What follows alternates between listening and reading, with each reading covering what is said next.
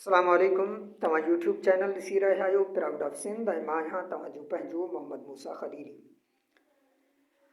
असल मौज़ू ते अचण खां पहिरीं उन्हनि सभिनी दोस्तनि जा लख थोरा जिन असांजे चैनल खे सब्सक्राइब करे वरितो आहे ऐं उन्हनि दोस्तनि लाइ अर्ज़ु जिन असांजे चैनल खे अञा ताईं सब्सक्राइब नाहे कयो, उन्हनि लाइ इहो अर्ज़ु कंदासीं त हीउ चैनल अॻिते हली तव्हां लाइ तमामु फ़ाइदेमंद ऐं मालूमाती साबित थियण वारो आहे।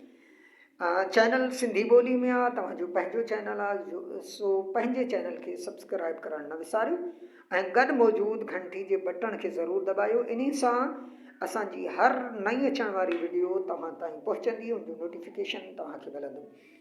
अॼोकी वीडियो बि तमामु अहम आहे, उनखे बि पूरो ॾिसिजो, किथां बि स्किप न कजो, महिरबानी। अॼु असीं ॻाल्हि कंदासीं त मिल्कियत जा कुल केतिरा क़िस्म आहिनि ऐं उन्हनि खे कीअं हासिलु करे सघिजे थो।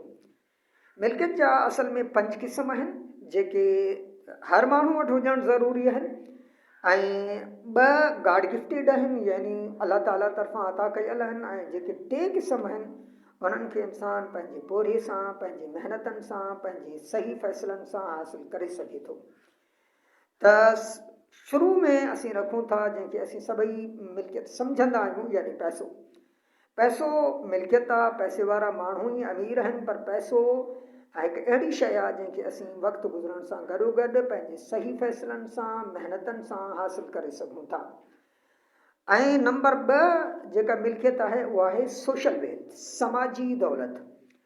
उन में तव्हांजा सोशल कॉन्टेक्ट्स अची वञनि था, तव्हांजा समाजी राब्ता अची वञनि था, तव्हांजी समाज में उथी वेठी अची वञे थी, तव्हां केतिरा समाज सां तव्हांजा राब्ता मज़बूत आहिनि, समाज में तव्हांजा केतिरा दोस्त मौजूदु आहिनि। जेतिरा वधीक तव्हांजा दोस्त आहिनि ओतिरो ई हू तव्हांखे वधीक सपोर्ट कनि था। यकीनन सोशल कॉन्टेक्ट्स रखण वारो माण्हू ई अमीर सॾाइण जे लाइक़ु हूंदो आहे, अमीर हूंदो आहे। त तव्हां पंहिंजा सोशल राब्ता वधाए, सोशल कॉन्टेक्ट्स वधाए तव्हां अमीरनि जी लिस्ट में अची सघो था। छो जो कॾहिं कंहिं जाइज़ कम में बि माण्हुनि खे का रुकावट अची वेंदी आहे, त अहिड़ियुनि रुकावटनि खे बि माण्हू पंहिंजे सोशल कॉन्टेक्ट्स सां, पंहिंजे समाजी राब्तनि सां, जेकॾहिं समाज में उनजी उथी वेठी सुठी आहे त हर जाइ ते रुश्वत कमु नाहे ईंदी। किथे किथे माण्हू जा समाजी राब्ता, समाजी तालुकात बि कमु अची वञनि था। इहो ई सबबु आहे त वॾा वॾा बिज़नेसमैन ऐं वॾा वॾा माण्हू एम्पावर माण्हुनि जूं दावतूं कंदे ॾिठा वेंदा आहिनि।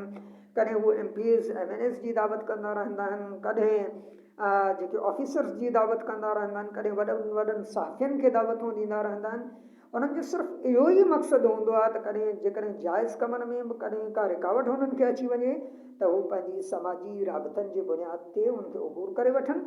त हर अमीर माण्हू या जेका बि तव्हांजी हैसियत आहे, जेको बि तव्हांजो स्टेटस आहे, जेकॾहिं तव्हांजा समाजी राब्ता मज़बूत आहिनि, तव्हांजा समाजी तालुकात वधीक आहिनि, त तव्हां हर रुकावट खे उबूर करे सघो था, तव्हां कामयाबु माण्हुनि जी लिस्ट में अची सघो था। ऐं 3 नंबर ते जेका आहे सा आहे वेल्थ ऑफ टाइम, यानी वक़्त जी मिल्कियत, वक़्त जी दौलत। जेका अहमियत सिज खे सोलर सिस्टम में हासिलु आहे, यानी सोलर सिस्टम सिज खां सवाइ कुझु बि न आहे। अहिड़े ई नमूने इंसान जी ज़िंदगी बि वक़्त खां सवाइ कुझु बि न आहे।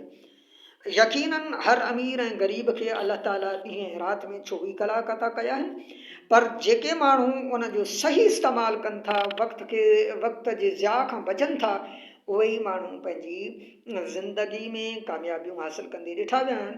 त जेकॾहिं तव्हां ऐं असां बि पंहिंजी ज़िंदगी में कामयाबियूं हासिलु करणु चाहियूं था या अमीरनि जी लिस्ट में अचणु चाहियो था तव्हां, त पोइ तव्हांखे पंहिंजे वक़्त खे सही इस्तेमालु करणो पवंदो।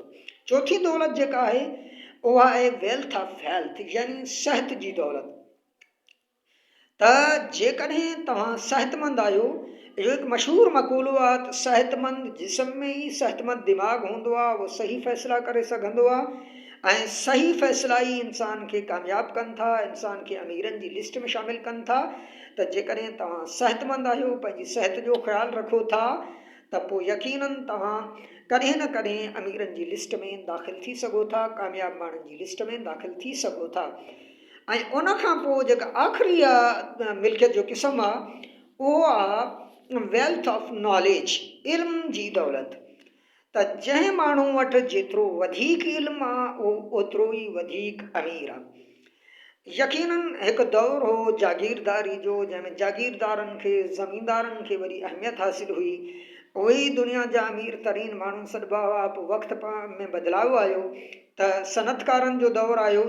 पोइ इंडस्ट्रियल जॾहिं टाइम आयो त पोइ जेके सनतकार हुआ, ताजिर हुआ, उन्हनि खे अहमियत मिलणु लॻी।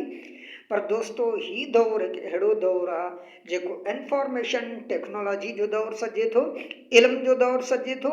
हिन दौर में जंहिं वटि जेतिरो इल्मु आहे, जेतिरो को बि कंहिं कम में माहिर आहे, उनखे ओतिरी अहमियत मिले थी। त इहे दौलतनि जा, मिल्कियतनि जा 5 क़िस्म हुआ जेके हर माण्हू पाण में पैदा करे सघे थो। 2 गॉड गिफ्टेड आहिनि, यानी कि जेको टाइम आहे या जेका सिहत आहे, उनखे मैनेज करण सां तव्हांखे उहे बि अल्लाह ताला अता कंदो आहे। बाक़ी जेके आहिनि यानी पैसो आहे ऐं इल्मु आहे ऐं जेके तव्हांजा सोशल कॉन्टेक्ट आहिनि, इन्हनि खे तव्हां पाण मज़बूत करे सघो था। तव्हां महिनतनि सां पैसो बि कमाए सघो था, तव्हां महिनत सां वधीक दोस्त ठाहे सघो था, तव्हां पंहिंजे रवैयनि सां वधीक दोस्त ठाहे सघो था ऐं तव्हां वधीक इल्मु हासिल करे सघो था। ऐं अॼुकल्ह दुनिया जी सभ खां वॾे में वॾी यूनिवर्सिटी तव्हांजी पंहिंजी जेब में मौजूदु आहे, जंहिंखे यूट्यूब चवंदा आहिनि, जितां तव्हां दुनिया जो हर कमु सिखी सघो था। इंशाअल्लाह ही वीडियो तव्हांखे पसंदि आई हूंदी। जेकॾहिं ही वीडियो तव्हांखे पसंदि आई आहे त इनखे ज़रूरु लाइक करियो, लाइक करे पंहिंजे दोस्तनि सां ज़रूरु वंडियो जीअं उन्हनि जो भलो थी सघे। वस्सलाम, महिरबानी।